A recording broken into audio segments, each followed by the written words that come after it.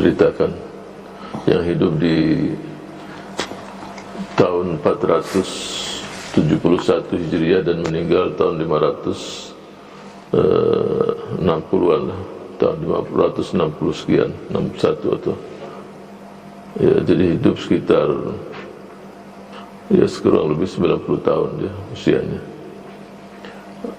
Kalau kita tanya, Jilan itu satu desa, satu tempat di daerah Persia sekarang. Ya, jadi anak ini tumbuh besar di sana dan kelihatan tanda-tanda dia akan menjadi orang wali min auliyaillah, ulama besar sejak kecilnya.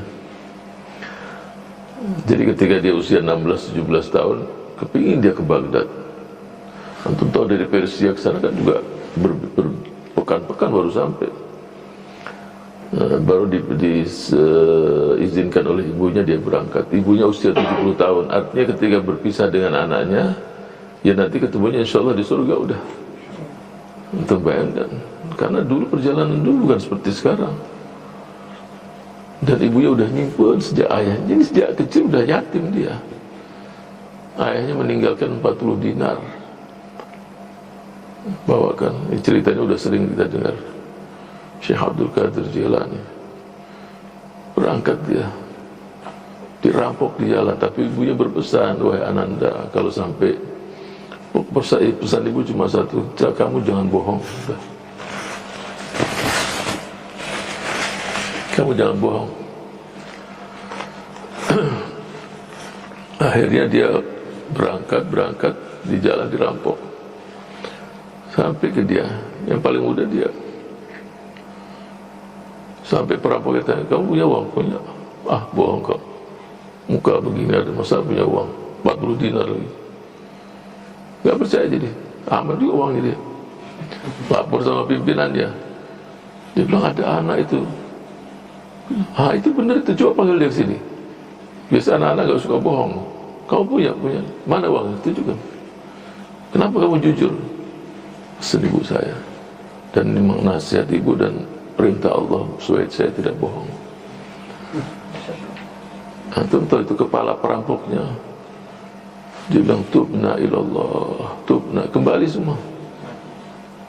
Jadi pimpinan perampok itu langsung dia mendapatkan hidayah dan semua minallah, tapi disebabkan dengan anak muda yang menjadi Syekh Abdul Qadir Jilani.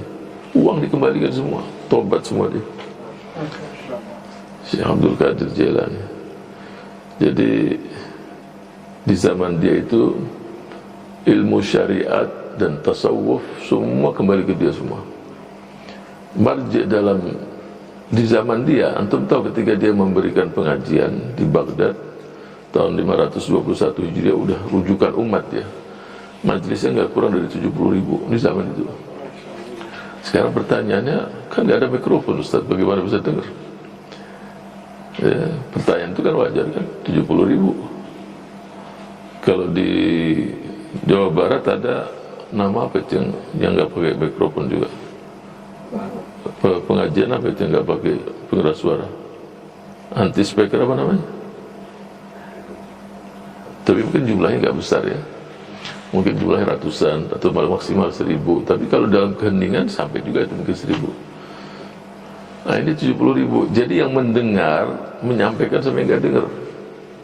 Mungkin dalam posisi 50 meter kan, setelah itu nggak dengar. Nah, itu di ujung itu dia sampaikan pada yang lain. Begitu saya semua dengar semua. Syekh Abdul Qadir Jilani. Dan di zamannya seperti di Irak itu kan terkenal dengan fiqh Syafi'i, Hambali, Ahnaf. Pokoknya dia rujukan dalam ilmu fikih, dalam ilmu tasawuf. Syekh Abdul Qadir merupakan rujukan umat dari manapun ke situ.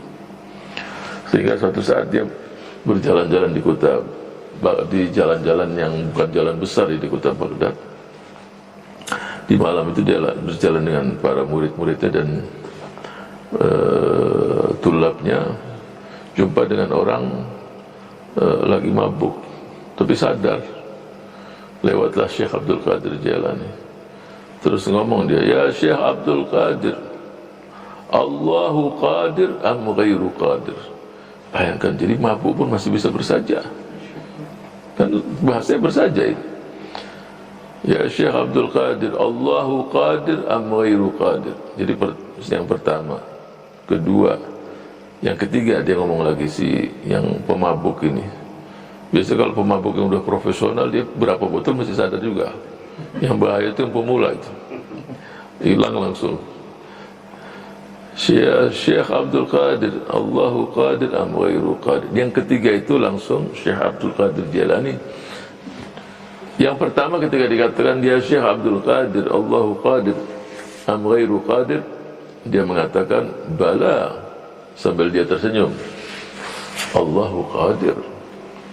Yang kedua ibtasama, senyum, bala Allahu qadir.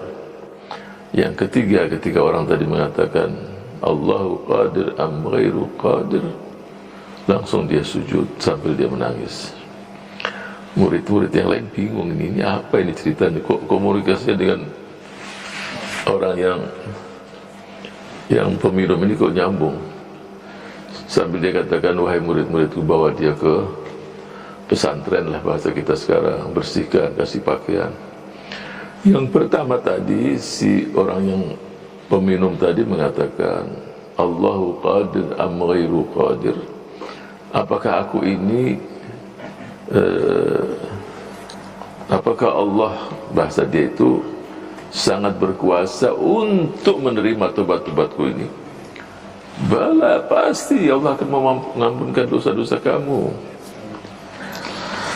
Yang kedua, Allahu qadir am ghairu qadir, apakah Allah juga berkuasa untuk menjadikanku ini seperti kamu?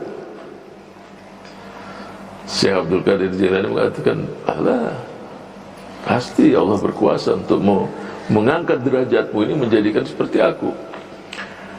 Dan yang ketiga, nah itu yang membuat dia Syekh Abdul Qadir itu sujud, apakah Allah berkuasa untuk memposisikan kamu yang tinggi menjadi seperti aku ini? Nah itu dia, gak kuat Syekh Abdul Qadir menghindar. Yang ketiga dia sujud, dia memohon agar tetap dijaga kenikmatan yang Allah berikan.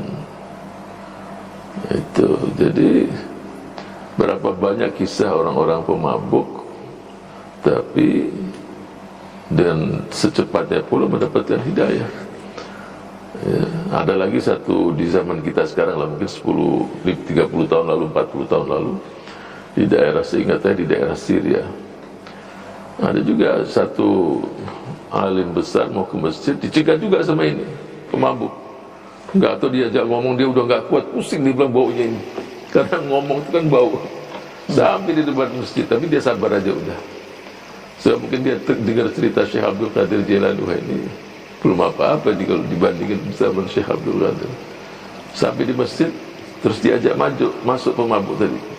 Enggak, saya kotor begini, saya biar di luar aja lah. Dia masuk, dia zikir sampai duha, keluar masih dia pemabuk di situ, sambil berbaringan di tangga masjid itu. Tapi apa yang terjadi? Artinya dia masuk itu, dia doakan si pemabuk ini, keluar dia berubah sudah. Dia bilang, saya udah gak mau lagi berbuat semacam ini. Akhirnya jadi ulama juga besar. Ada lagi pemabuk yang terjadi juga di salah satu tempat, saya pernah ceritakan juga, yang salah satu anak muda bantu imam lah, setelah azan dia ngajak orang-orang ke masjid. Salah satu yang diajak, dia nggak tahu kan namanya, siapa yang lewat diajak. Masuklah orang, rupanya ini orang mulutnya bau khamar semua, pemabuk. Jadi kan nggak tahu dah, tapi udah dalam masjid. Sehingga jamaah masjid yang lain ngamuk sama anak muda ini. Kenapa pemabuk dibawa ke masjid? Ya saya nggak tahu. Ketika dia dimarah-marah, imam datang. Apa yang terjadi? ABCD, udahlah, karena dia udah di masjid, dia sudah suruh wudhu dan sholat paling pojok. Wudhu, dia sholat. Yang terjadi ketika sholat 4 rakaat, di rakaat terakhir dia sujud. Akhirnya jamaah sudah salam, dia masih sujud terus, dilihat meninggal udah. Jadi pemabuk tapi coba endingnya husnul khatimah. Jadi maktub sudah dari sejak Allah menentukan dia min ahlil jannah, walaupun kehidupannya maksiat apa, tapi itulah Rahman dan Rahimnya Allah, kasih sayang Allah.